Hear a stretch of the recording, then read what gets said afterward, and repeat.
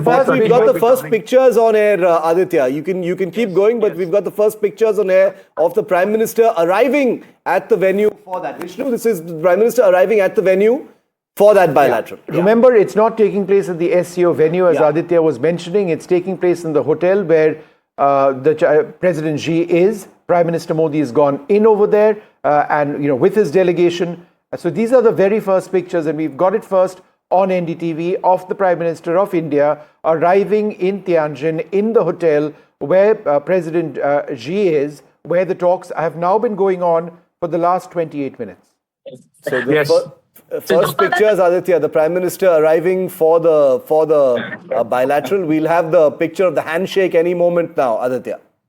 Well, absolutely. The first picture breaking here on NDTV of Prime Minister Narendra Modi arriving for the first big bilateral, the handshake between the tiger and the dragon, the tango that happens within those 40 minutes of meeting that is taking place right now. But Shiv and Vishnu, you asked me a question about the bilateral, what really happens, who all are there. Most of the things that happen during the bilateral are already discussed. But this is a last-minute approach by the top leaders to have that kind of a bonhomie, and that bonhomie result in some kind of a positive measures that could be announced at the last minute. But most of the other stuff, the diplomatic stuff, has been discussed by either the foreign secretaries or the diplomats at the lower level or the ambassadors as such. Apart from Prime Minister Narendra Modi, NSA Ajit Doval is very much here. We have the India's ambassador to China, Mr. Rawat here. And apart from that, Vikram Misri, the foreign secretary, is also here in attendance. There are counterparts. We saw the visual of the China's ambassador to India, also welcoming Prime Minister Narendra Modi yesterday. As I said, there is a huge question mark whether External Affairs Minister Jaishankar is here or not,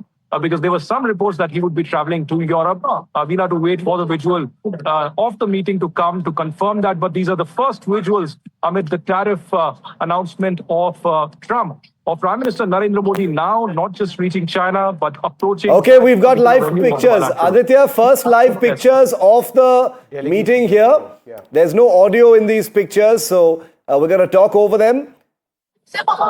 Okay, there is no audio, just so our viewers know that there is no audio in these pictures.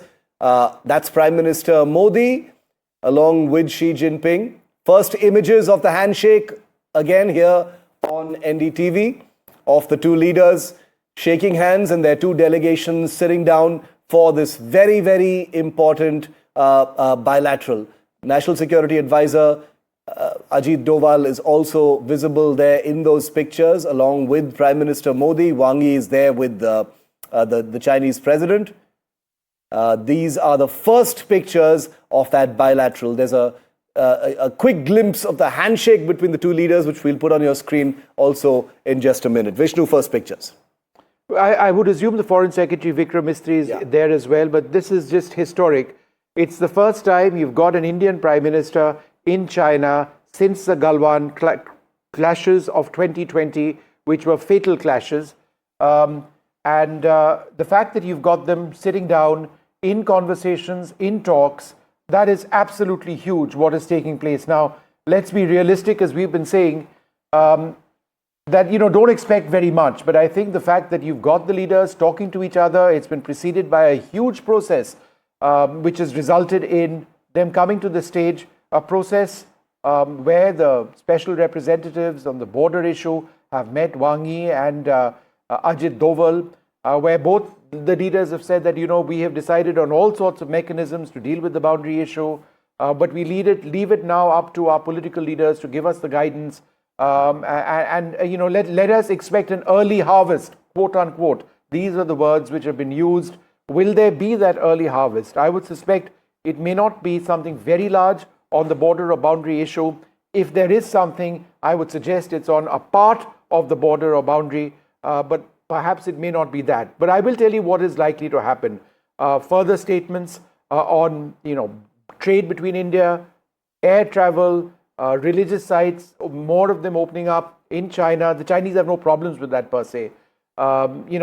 We expect more of that taking place, which would be in the context of the relationship very, very big. But it's the economic part of the relationship, the trade, the rare earths, the fertilizers, the chemicals, the electronics.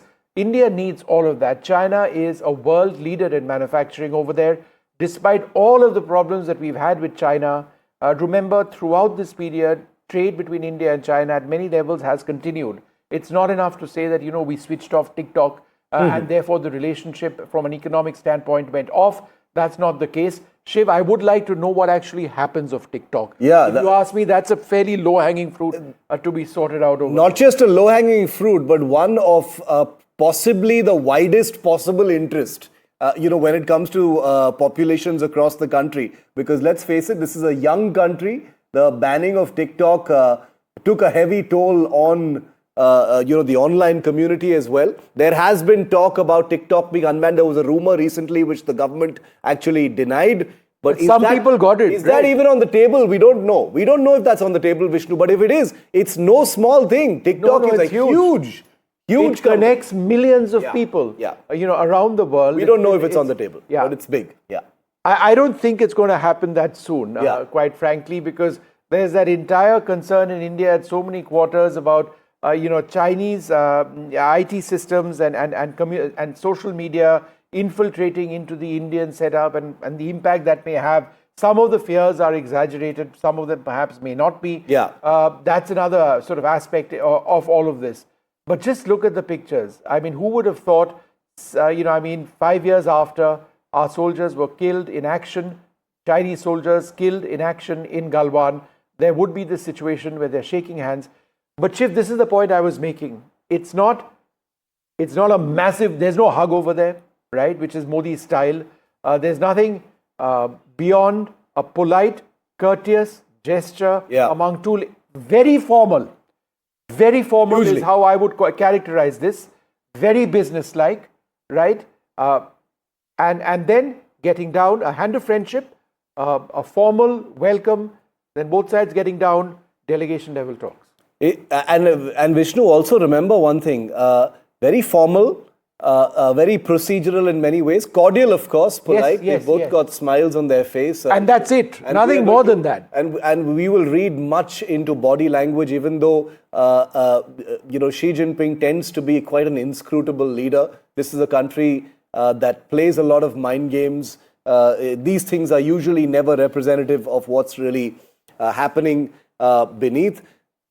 Okay, Ambassador Ashok Kantha is with us. He's just come out with a book as well on India-China relations. Ambassador Kantha, very warm welcome to you. You've joined us live just as these pictures have dropped in, sir, of the handshake between Modi and Xi Jinping. I'm not sure you can see the pictures yourself, but you can well imagine. No, I can see pictures. You can see the pictures. Tell us, tell us what's going on. How do you read what's happening between the two leaders in this sort of photo op, but also the larger question of what you're expecting from this engagement, sir? Well, photo op, I think Vishnu has characterized it quite well. It's a sort of business-like, matter-of-fact handshake. Neither side showing too much exuberance. I think that's very befitting. It's an important meeting, no doubt about it. The Prime Minister is visiting China after a gap of 7 years and under unusually difficult circumstances when our relations with the USA are under considerable stress and there is a process of rebuilding relations with China which is unfolding. But this is going to be a step-by-step process. There are difficult challenges. I heard earlier you discussing TikTok and those apps which were banned. That is just partly illustrative of the nature of problems, but partly also concerns we have vis-a-vis China. Security concerns, other concerns.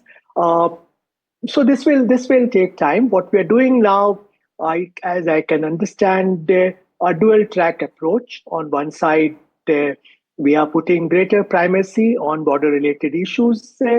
During last meeting of special representatives, we agreed to explore, early harvest and also, start the process of discussions on principles of de-escalation. And in parallel, we will move ahead with what we call people-to-people contacts and economic engagement. But if I could just enter a word of caution there, since you were referring to early harvest earlier, this is something we had explored with China.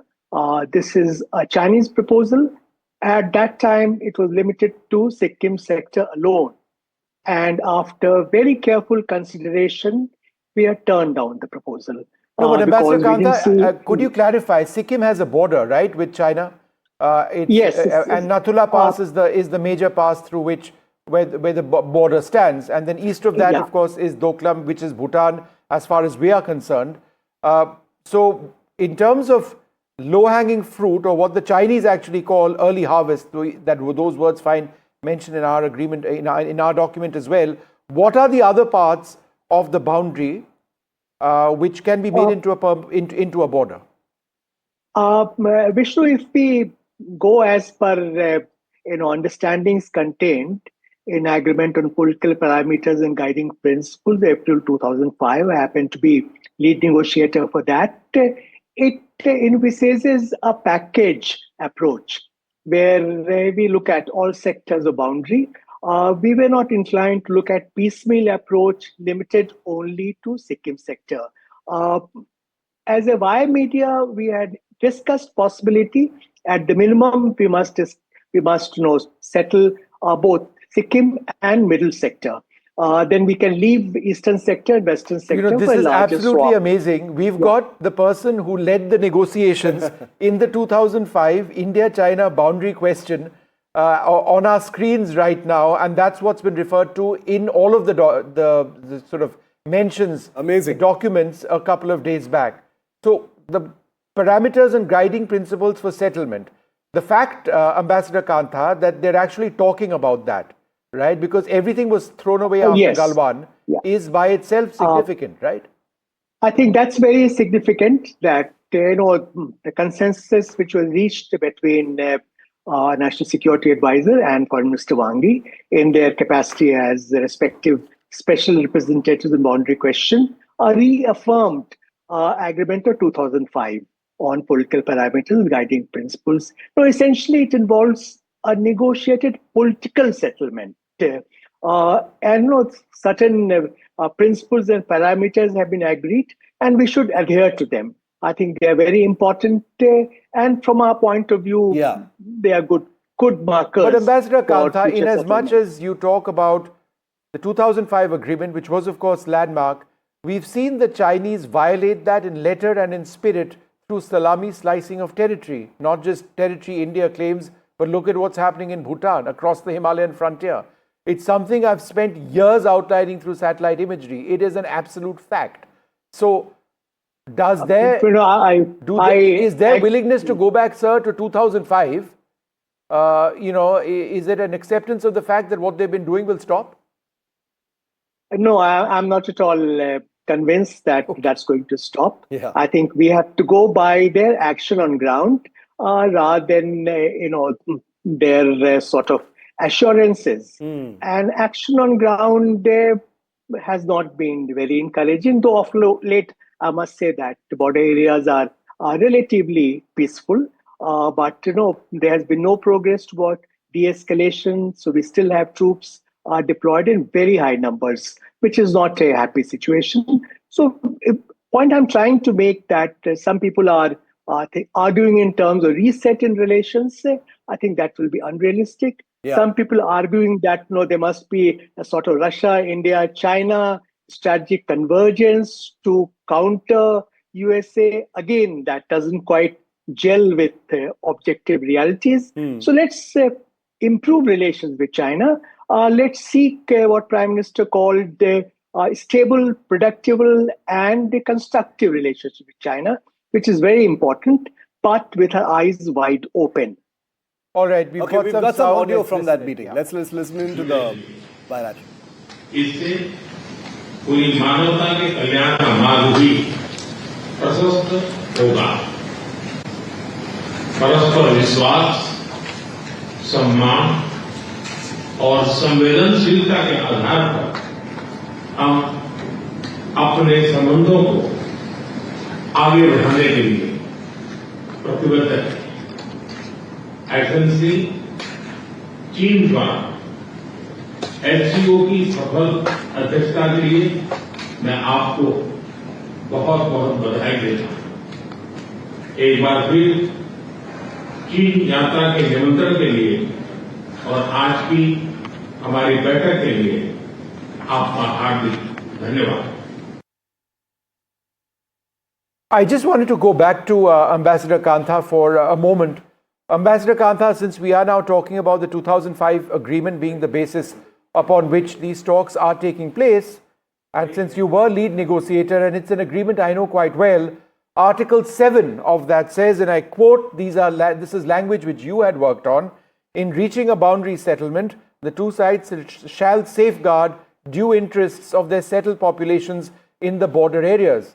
Why is this important? This is important because what China is doing is that they've been building villages in areas, including in areas which we claim to be our own, making villages over there, right, 100 home villages, and then saying that this is ours, and therefore they are going around Article 7 by saying that this is our settled population. I make a village, yeah. I therefore claim I have a population there. Does this not violate the letter and spirit of this? But just to give you background, why we were keen on, this was our proposal that we must safeguard the interest of us settled population.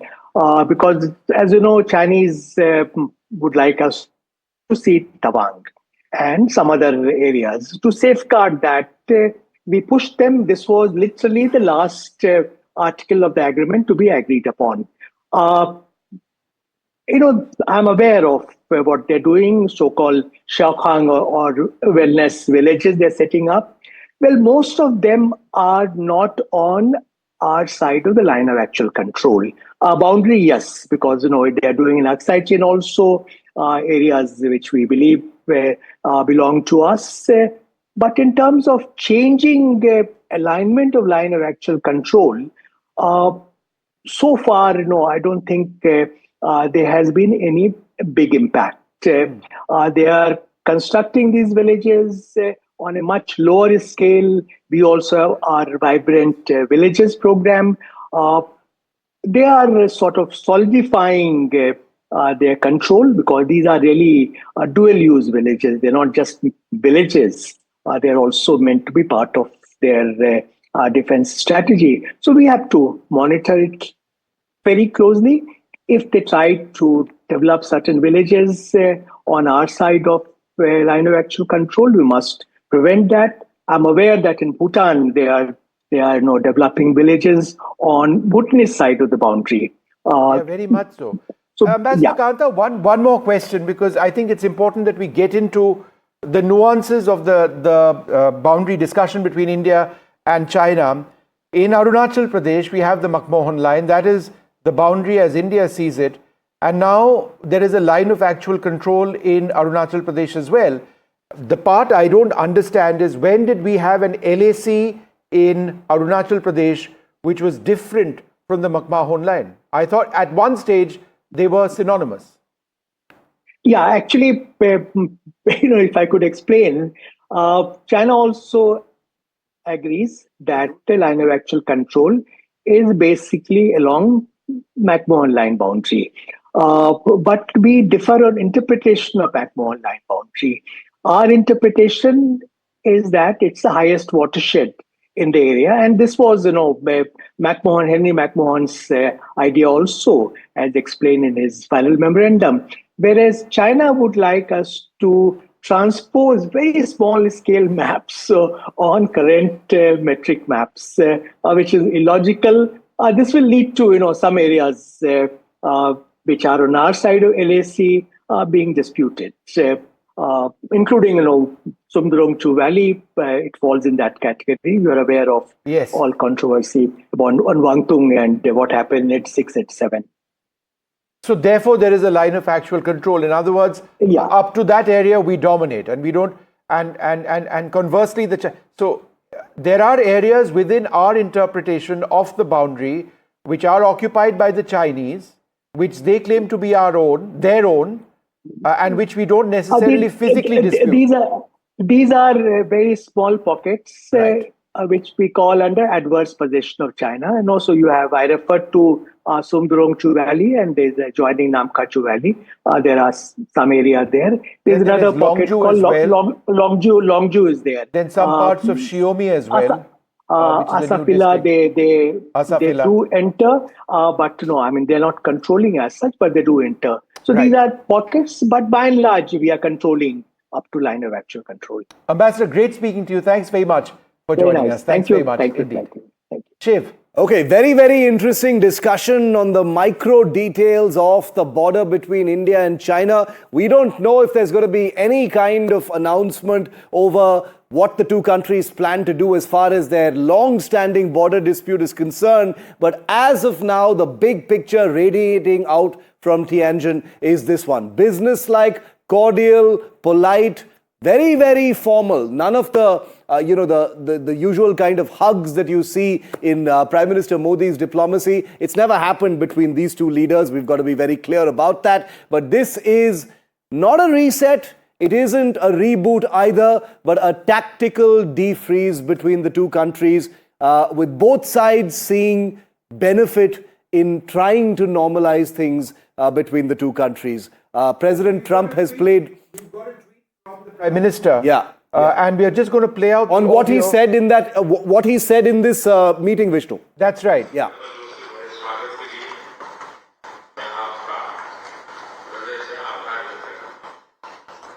Okay, I think Vishnu's got some audio playing. Let's just try and...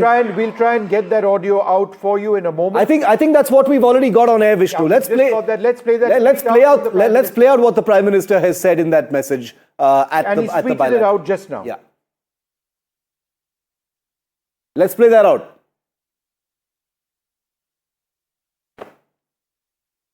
All right, we'll come to that in a moment, but these are remarks made during the meeting of the Prime Minister with President Xi Jinping. That is out now. We will try and sort of bring you details of that in just a few moments from now. You guys are just not able to keep... But let's continue with our programming on this. We will try and get you what the Prime Minister has said. This is important because the meeting now has gone on for... I would suggest the meeting might actually have ended, but we will try and confirm that in a little while from now. Let's listen into what the Prime Minister said. हमारे गर्मजोशी भरे स्वागत के लिए मैं आपका हृदय से आभार व्यक्त करता हूं। पिछले वर्ष कजान में हमारी बहुत ही सार्थक चर्चा हुई थी। हमारे संबंधों को एक सकारात्मक दिशा मिली। सीमा पर डिसएंगेजमेंट के बाद शांति और स्थिरता का माहौल बना हुआ है। हमारे स्पेशल रिप्रेजेंटेटिव्स के बीच बॉर्डर मैनेजमेंट के संबंध में सहमति बनी। कैलाश मानसरोवर यात्रा फिर से शुरू हुई। दोनों देशों के बीच डायरेक्ट फ्लाइट भी फिर से शुरू की जा रही है। हमारे सहयोग से दोनों देशों के 2.8 बिलियन लोगों के हित जुड़े हुए हैं। इससे पूरी मानवता के कल्याण का मार्ग भी प्रशस्त होगा। परस्पर विश्वास, सम्मान और संवेदनशीलता के आधार पर हम अपने संबंधों को आगे बढ़ाने के लिए प्रतिबद्ध हैं।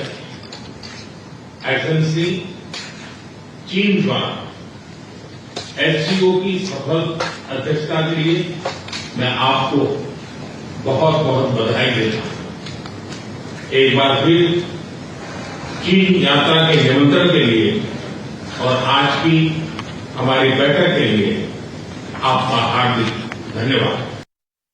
All right, so a cordial statement over there from Prime Minister Modi saying that he sort of welcomes working with China closely in a cordial spirit. And we're going to play that out again, listen to a little bit more. But those are just introductory remarks. Einar Tangin joins us as well. Rubinder Sachdev, a foreign policy expert, General KJS Dhillon, as well as Dr. Jayajit Bhattacharya. Thank you all very much for being with us. Einar Tangen, this is the moment that all of us have been waiting for. Your thoughts on the first remarks of Prime Minister Modi, which, in Hindi, he seemed to suggest that both countries need to work together in a conciliatory spirit. I think that's the initial statement. By no means the sum and substance of what has been said, but your thoughts? Yeah, this is a moment of optics. It's really, I think, sending a very strong message to Washington, D.C. For their kind of arbitrary actions towards India, which I don't think anybody in India can concretely tell me why Donald Trump has turned on a relationship that in his first term he was trying to nurture. That's one part. But the other part is the longer lasting one, and that is the relationship between these countries, but not only these countries. Remember, Donald Trump has put tariffs on 180 countries, including some penguins who are quite confused. So at this juncture, India has an opportunity. It was the one that's India started the non-aligned movement. We are at a time when a bully is, striding the world stage, literally trying to take everyone's lunch money for no apparent reason. Right. India can stand up to it. India has been the balancing power both at the SCO and BRICS. And I would suggest that the reason that Washington is acting the way it is that it wants to pummel New Delhi into submission. It's concerned that if India leads the non-aligned world and tells the United States that that's the end of it. You can impose tariffs as much as you want, but they have to be uniform across all nations. You're not going to divide us in that old colonial game of having us go against each other. This would include China and Russia and many others, but it's an opportunity to stand up, to be counted, for Modi to take the mantle of leadership. And I think this is really what keeps Washington up late at night. I just wanted to introduce Professor Sierra Claire, who also joins us. Go ahead, Chief. Professor Clegg, welcome, and to all of our guests as well. I see Lieutenant General KJS Dhillon also with us this morning. An important day. On NDTV, we keep it real. We do know that the media in general tends to overhype what can be expected from engagements of this kind, but we keep it realistic. There is cautious optimism. There's some good headway being made, a smiling handshake between two leaders, just 3 months after a mini war between India and Pakistan, where a largely Chinese arsenal was used against India, Chinese intelligence was used, is always going to be good news, because India has consistently said that it is committed to positive relations with China. The Prime Minister has said it at this bilateral as well. Professor Claire, how are you seeing this meeting and what lies ahead? To make a trade deal with the Trump administration, which the administration continues to engage with India on that, and has shown that they want to ultimately normalize trade relations with India. These tariffs are specifically targeted about the Ukraine war. And, President Trump, that's how he engages in the world. He doesn't apologize for American strength. He embraces it. And India has benefited from that, as have many countries, because he's ended 6 wars in the past 6 months. So you really can't pick and choose when you want to use American strength and when you don't. He wants to end the Ukraine war. Sierra, I must interrupt. If one of the wars that Trump claims to have ended is the mini war between India and Pakistan, that's just factually not correct. It just didn't happen that way. I mean, it's a ludicrous claim. Several wars that he's been a key piece in ending or resolving disputes. Were you including the one between India and Pakistan, which on a weekly basis he says that he ended, when we can tell you as independent journalists, both of whom happen to be covering national security, me for 30 years, Shiv for 25 years, that is not the way it happened. Trump did not bring India to the ceasefire table or Pakistan. It was Pakistan that came to the ceasefire table. There were very important conversations between the US Vice President and Indian leaders over here, but the peace process wasn't because of that. The peace process happened because Pakistan said, let's end it. It's not because America told India, you end it as well. They may have suggested that, look, guys, work it out. But India was not bound by that American call for peace, which was a very decent and expected call for peace. But Trump seems to say that he ended the war. He didn't. Yeah, I mean, I don't think President Trump says that he ended the war alone, but he certainly includes it as one of the disputes that he was, a key piece in bringing about the resolution of it. All right. Okay, fair enough. Any further thoughts from Einar Tangen before we move ahead? Einar? Well, you've heard it. I mean, you're just trying to rewrite history. Trump was not a key player in this. This was something beyond him. And if you start looking at all the quote wars that he's ended, they're still fighting. So you tell me there's lots of rhetoric, but what's the reality? And this is the problem. This idea that she says that the U.S. is not bullying the world when you send out 180 letters, including to penguins, saying that you're putting tariffs on them. This is not a diplomacy. This is not responsible statecraft. This isn't even an economic a solution. It is just pure bullying. The biggest kid in the classroom going around and stealing people's lunch money. It's disgusting. All right.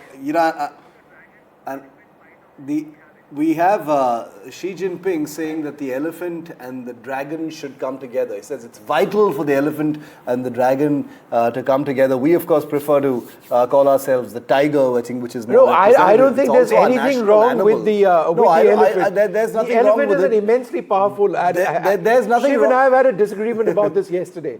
I wanted imagery of an elephant and a dragon, and he insisted that it should be a tiger and a dragon. I see mind games in that, but let's play out what the Chinese president just said.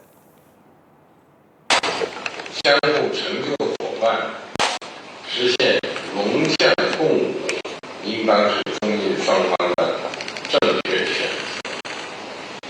The world today is swept by one single-centric transformations.